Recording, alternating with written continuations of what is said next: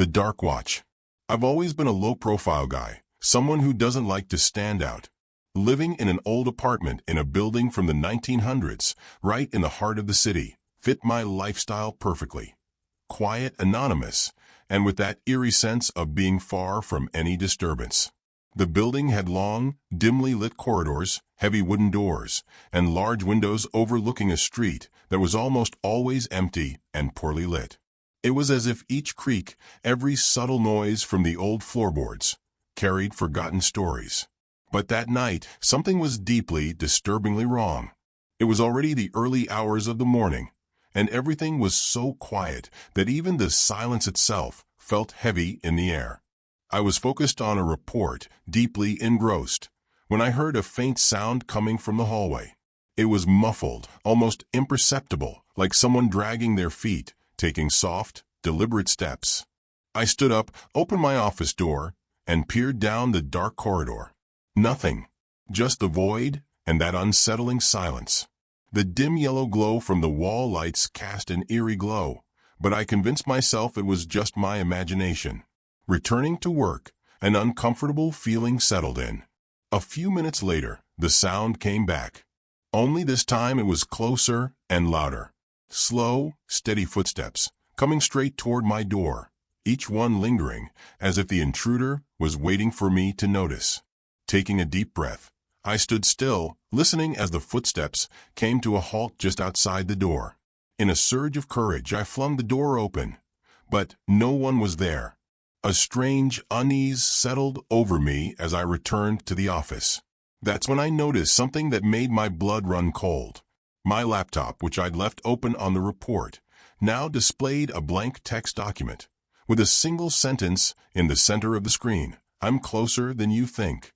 A chill ran down my spine. The thought that someone had entered, typed that message, and vanished without a trace was terrifying. From that moment on, everything grew even stranger. Looking around, I noticed that certain items were out of place. My coffee mug, which always sat beside the laptop, was now teetering on the edge of the table, as if someone had pushed it there deliberately. The lamp, which usually stayed in the corner, lay on the floor. A picture on the wall hung crookedly, as though someone had touched it with purpose, just enough to disturb it. It felt as if the invisible intruder was toying with me, testing my sanity. Then, the lights began to flicker. With each flicker, the shadows on the walls seemed to stretch and twist, as if they were alive. In one of those flickers, I swear I saw a figure at the end of the hall, a tall, unmoving shadow, watching me. When the light steadied, the figure was gone, but the feeling of its presence lingered. I knew something was there hiding, just waiting to appear again. In a panic, I reached for the phone, but the line was dead. I grabbed my cell, only to find inexplicably that the battery was drained, despite having charged it earlier. I decided to leave the apartment, but when I got to the door, I realized it was locked from the inside, and the key I always kept in the lock was gone. Panic began to set in, and I felt trapped, cornered in my own home. The silence was so thick I could hear my heartbeat. Then, out of nowhere, I heard footsteps again, but this time they came from multiple directions, echoing throughout the apartment. They were slow and dragging, as if someone was pacing around each room, inspecting every corner. I ran into the bathroom, locked the door, and tried to steady my breathing. Silence returned, but my mind raced, bracing for whatever would come next. Then I heard it, a low, cold whisper from just outside the bathroom door. "I'm here." I froze. The voice had a weight to it, something otherworldly, a tone I'd never heard before. Every fiber of my being screamed for me to stay still, but a combination of fear and curiosity forced my hand. Slowly, I unlocked the door and opened it just a crack. Outside, the hall was empty. I walked cautiously, my eyes scanning every corner, but nothing seemed amiss until I returned to the office. That's when the fear truly set in. On the wall, right beside the laptop, someone or something had scrawled another message, in shaky, uneven letters. "I'm closer than you think." Since that night, I avoid staying alone in the apartment. The feeling that something is watching me hasn't left, and every time I hear the faintest sound, my heart races, expecting the worst. When the lights go out and silence takes over, I feel that it's still there, somewhere, lurking, waiting for the perfect moment to reveal itself once again. The basement door. We had just moved into an old house, the kind that seemed like it had come straight out of a forgotten story. Thick walls, narrow windows, and an air of mystery, almost as if it held secrets nobody needed to know. At first, everything seemed amazing, even a bit magical. But as the days passed, something started catching my attention. A door at the end of the hallway, on the ground floor. It was the basement door. The real estate agent had already suggested we avoid that area due to structural issues, but the way the door sat there at the end of the dark hallway, almost silently calling out to me, it was something I just couldn't ignore. That night, I couldn't sleep. It was as if the door was in my mind whispering. Everyone else had gone to bed, and the house was in complete silence. Then, I heard a faint creak, as if someone had touched the door. I got up slowly and walked to the hallway, trying not to make any noise. When I got there, I saw the basement door, which I was sure I had locked, was slightly ajar. The cold draft coming from it felt different, unlike anything in the rest of the house. The air felt heavy, and a chill ran down my spine. I grabbed my phone and turned on the flashlight, my heart pounding as I began to descend those narrow stairs. Each step made a strange sound, like the house was shifting with my weight. The light illuminated parts of the basement as I went down, revealing old furniture covered in dust, boxes tossed in the corners, and a pervasive sense of abandonment. The silence was almost suffocating, and the smell of mold mixed with aged wood made the air feel stifling. When I reached the bottom of the stairs, an even stronger shiver went through me. It was so dark it felt like the darkness was a living thing. And then, I heard light footsteps behind me. It was as if someone was there watching my every move. I spun around quickly, my flashlight trembling in my hand. But there was nothing there except the door, which, with an unsettling creak, closed by itself, leaving me in complete darkness. I tried to stay calm, but deep down I knew something was very wrong. I started shouting and pounding on the door, but the sound seemed to vanish into emptiness. Then, I heard a low whisper from the shadows, soft and almost childlike, yet darkened with a profound sadness. "I've been waiting for you." The voice was eerie, tinged with a darkness that chilled me to the bone. Trembling, I pointed the flashlight toward the sound and saw, on the wall, small, grimy handprints, as if someone had desperately clawed at the surface. Terrified, I kept banging on the door, trying to convince myself it was all in my head. But then I felt something cold brush against my shoulder. I tried to tell myself it was a draft, but the touch was unmistakably real. I turned slowly, and the flashlight revealed a pale figure approaching. Dark eyes locked onto me, and a crooked, unfriendly smile formed on its face. The flashlight started flickering, leaving me in flashes of darkness and brief glimpses of the figure, drawing closer each time. Fear gripped me, and it felt like the pounding of my heart filled the entire space. In one last flicker, the flashlight went out completely, and I felt a presence beside me. That's when I heard a voice right by my ear. "You came, but you're never leaving." A low, drawn-out laugh echoed through the basement, surrounding me with a terror I never thought possible. Then, suddenly, the basement door flew open with a bang, and I didn't hesitate. I bolted up the stairs, slamming the door shut behind me with shaking hands. I ran up the stairs without looking back, desperate to escape. Since that night, I haven't returned to the basement. But every night, right around midnight, I hear the creaking coming from the end of the hall. The door, though locked, seems to strain as if something on the other side is trying to push it open, waiting, maybe for my curiosity, or for the next soul brave enough to descend those stairs. The visitor in the mirror. When I decided to move to the countryside, all I wanted was peace. Years in the city had left me drained from the rush, the noise, the never-ending lights. I thought an isolated house surrounded by trees and silence would be perfect for a fresh start.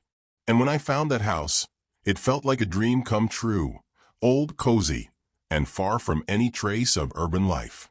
But within the first few days, something unsettled me. The house had a strange atmosphere. The hallways were dim, and the bathroom seemed like it was from another era, with a massive mirror dominating the wall. Everything about it exuded a heavy aura. Something about that mirror in particular felt off. It was dark, almost as if it drained the little light in the room. Right away, I noticed marks on the mirror, small smudges that I couldn't clean off. I thought it was just old grime, so I wiped, scrubbed, and used every cleaner I had. Nothing worked. The smudges always reappeared. It was as if the mirror was creating the marks from nowhere for no reason. And every time I looked at it, I felt something strange. It was like there was someone else there, a cold, lingering presence that seemed to watch me with unseen eyes. One night after a long day, I went to the bathroom to wash my face. As I lifted my head and looked at the mirror, a chill shot through my veins. In the reflection, there was a shadow standing right behind me, an indistinct figure. I spun around immediately, but of course no one was there. I looked back at the mirror, and the shadow had vanished. I tried to convince myself it was just my imagination, but something changed inside me. After that, every time I passed by the mirror, I felt the weight of those eyes on me, as if someone was inside waiting. A few days went by, and I tried to ignore the unease. But then it happened again. I passed by the mirror casually, and there was the shadow, more defined this time. It was tall, gaunt, with deep, hollow eyes staring at me unblinkingly. A chill spread through my chest, a feeling that something was very wrong. I backed away, heart racing, but I couldn't resist looking again. And, just like the first time, the figure was gone. The next night, as I was getting ready for bed, I heard a sound that put me on edge. A faint tapping coming from the bathroom. It was as if something was knocking from the inside of the mirror.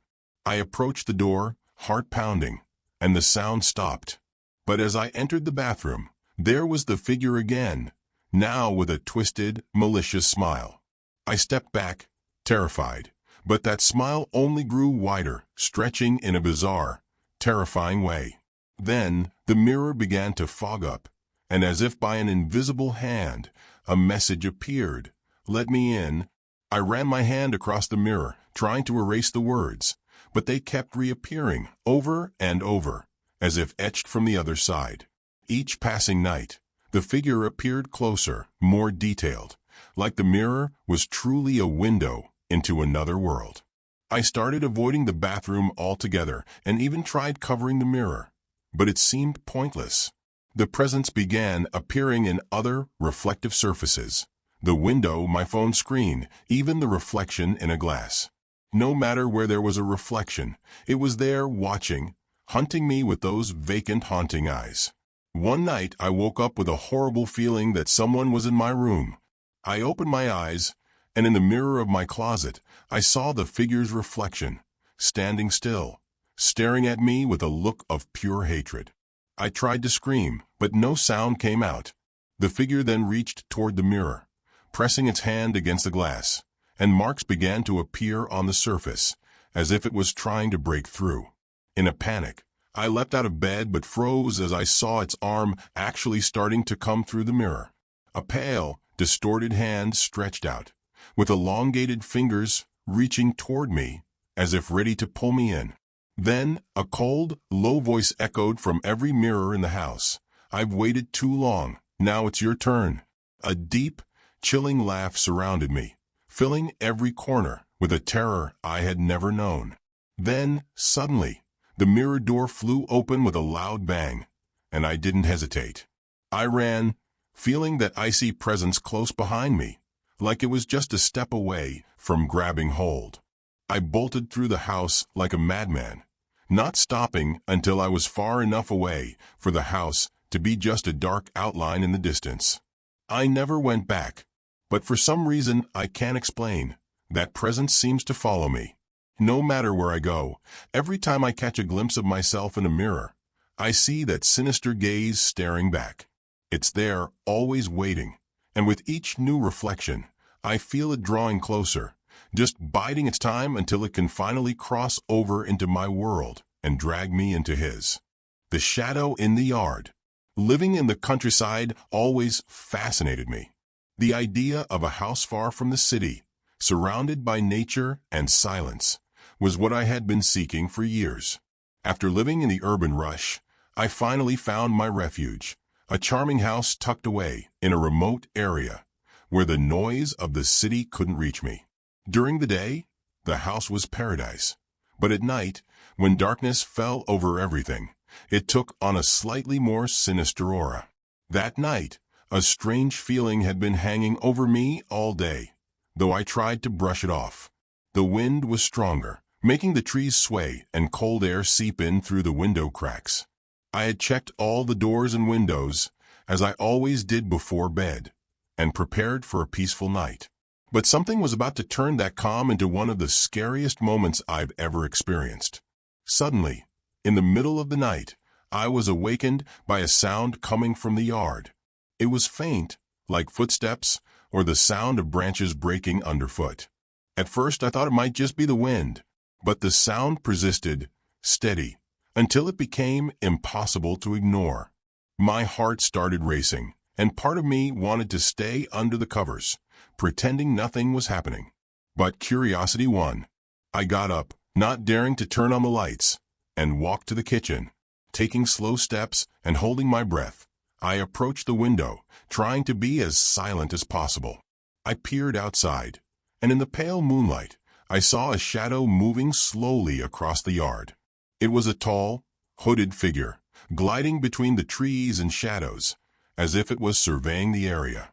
My heart nearly stopped as I realized that person, that intruder, was peeking into windows, scrutinizing every corner of the house. My first thought was to hide.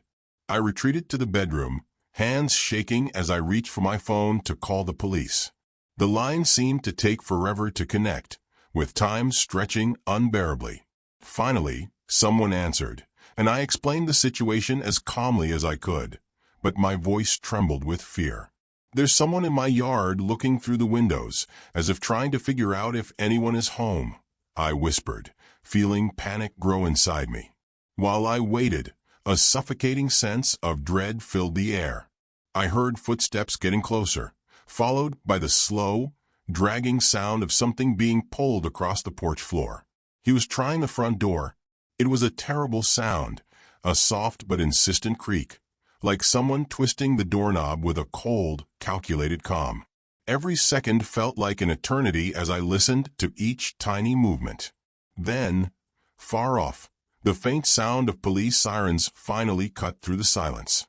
Relief flooded over me, so overwhelming that I nearly collapsed right there. I heard the intruder quickly retreat, his footsteps growing more distant until they disappeared entirely into the darkness of the yard. When the officers arrived, I met them at the door, still breathless and shaking. They inspected the perimeter of the house, and what they found only heightened my fear. Large, deep footprints in the soil, indicating he had circled the house, stopping at each window to peer inside. Talking with the police, I learned this wasn't the first case of an intruder in the area, but the fact that he had chosen my house that night was enough to make me far more cautious. That incident left a lasting mark on me. From that day forward, I installed extra locks, set up motion detectors around the yard, and even considered adopting a dog for company and added security. I still live in the countryside and still cherish the peace that life away from the city brings. But now, every night before bed, I spend extra time checking each door and window, listening carefully for any unusual sounds. The silence that once was comforting now brings a slight unease, and every creak of the trees or whistle of the wind puts me on edge. On windy nights, I can't shake a chill, as if that intruder is still out there, watching, waiting for another chance to creep close once more. The midnight caller. I've always enjoyed the tranquility of a well-structured routine. Living alone in a small apartment gave me a sense of security. Every night, I'd follow the same ritual. Check the doors, lock the windows, make sure everything was in its place before lying down. My last act was to turn off my phone and leave it on the nightstand, guaranteeing an uninterrupted night's sleep. That night, with an unusual chill in the air, I was eager to finally rest after a long day. I had just closed my eyes, ready to drift off, when a sudden ring shattered the silence. I opened my eyes a bit disoriented and looked at my phone, which, strangely enough, was on and glowing in the darkness. An unknown number was on the screen, and the clock read exactly midnight. Hesitantly, I answered, "Hello." I tried to sound firm, but was met only with a heavy silence. I waited, heart pounding, expecting some response, any response. But all I heard was a deep, oppressive silence, as if someone on the other end was simply listening. The discomfort grew unbearable, and after a few seconds, I hung up. I lay back down, but unease lingered. I tried to rationalize, telling myself it was probably a wrong number. But before I could convince myself, the phone rang again. The same unknown number appeared, challenging me to answer. My heartbeat quickened, but I picked up the call. "Hello?" I asked, voice shaking this time. Then a whispery, distant, and dark voice murmured, "I'm in your house." An icy chill ran through me, as if ice had filled my veins. I hung up in pure panic and sat in the darkness, struggling to process what I'd just heard. The thought of someone unseen, lurking inside my home, was beyond terrifying. Adrenaline kicked in. I got up, checking every corner of the apartment. I turned on all the lights, searched the darkest areas, rechecked the locks, the windows, every little detail. Everything seemed to be in place, and there was no sign of anyone. I took a deep breath, trying to calm down, but when I returned to the bedroom, a wave of fear washed over me. Still, I forced myself to lie back down, hoping sleep would eventually find me. But the phone rang again. Now, the voice was closer. "I'm even nearer," it whispered. My mind struggled to fight the fear, searching for a logical explanation. I tossed the phone aside, as if that could dispel the terror, but I knew it wasn't enough. Panic had seeped into every corner of the room, and now the silence was unbearable, as if every shadow held the threat of that voice. I lay down once more, but sleep was out of reach. Every sound, every faint creak of the apartment seemed amplified. The tension pressed on my chest, and every time I closed my eyes, I felt as though something was watching me from inches away. When I finally started to relax, the phone rang a fourth time. This time, it came with a notification. Somehow, the phone I'd tossed aside was now illuminated right next to me on the bed. I froze as I saw what was on the screen, a picture. It was a photo of me sleeping, taken so close that I could see every detail. But the worst part wasn't my own face. In the background of the photo, shrouded in shadow, a hooded figure lurked, watching. It wasn't just a figure. It was a presence. My mind struggled to comprehend what I was seeing, but panic overtook me. The idea that someone or something had been in my room, photographing me while I slept, was too much to bear. Driven by sheer desperation, I tried to call the police, but the phone was dead, even though I had been certain it was fully charged before I went to bed. That night changed everything for me. I was alone, but solitude was no longer a comfort. Every shadow felt alive, every sound a warning. Even after moving out of that apartment to a new place, leaving no trace of that midnight visitor behind, the fear clung to me. I removed all mirrors from the bedroom and avoided anything reflective, yet something always seemed to be lurking nearby. Sometimes, in the stillness of night, as midnight approaches, an indescribable chill sweeps over me. There are no more calls, but the feeling of being watched never left. It's as if somewhere out there, the hooded figure is simply waiting, patiently biding time until it decides to make itself known once more. If you love mysteries and the supernatural, subscribe to the channel for more content like this. Leave a like to support the work and share with friends who are into the supernatural. Your engagement keeps these secrets alive.